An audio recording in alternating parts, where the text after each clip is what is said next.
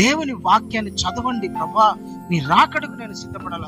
ఒకవేళ ఆయన ఆయన ఆ మహిమ గల రాకడ వరకు నువ్వు భూమి మీదనే ఉంటే శ్రమలను తట్టుకునే కృప, అయ్యా మోసపోకుండా దేవుని వాక్యములో నిలబడే కృప, ఆత్మీయంగా బలము, సంఘంలో నిలకడ, పరిశుద్ధాత్మ నడిపింపు, దేవుని వాక్యానుసారంగా నేను బ్రతుకుతూ నీ రాకడకు నేను సిద్ధపడాలని వచ్చినప్పుడు ఏ మచ్చ, డాగు, కలంకము, నాలో ఏ బలహీనత, నాలో ఏ లోపము కనపడకోకుండా నేను పరిపూర్ణుడిగా, పరిశుద్ధునిగా, నీవు ఇష్టపడిన వ్యక్తిగా నేను మారడానికి నాకు కృపని ప్రభు అని నువ్వు ప్రార్థన చేసుకుంటా ఉండు.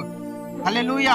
ఎక్కడ కూడా బలహీనపడద్దు, ఎవరిని చూసి అధైర్యపడద్దు, కృంగిపోవద్దు, ఒకరిని చూసి నువ్వు దేవుని దూరం కావద్దు, విశ్వాసాన్ని నుంచి తొలగిపోవద్దు, దేవుని వాక్యాన్ని దూరం చేసుకోవద్దు, మందిరానికి రాకుండా మానద్దు.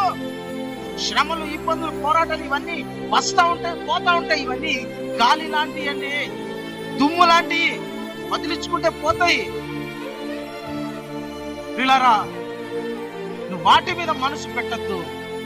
అటన్నిటి నుండి విడిపించగల సర్వశక్తి గల దేవుడు నజరేయుడైన యేసు మనకున్నాడు. హల్లెలూయా. ఆయన వైపు చూడు, విశ్వాసమునకు కర్త, దానిని కొనసాగించు.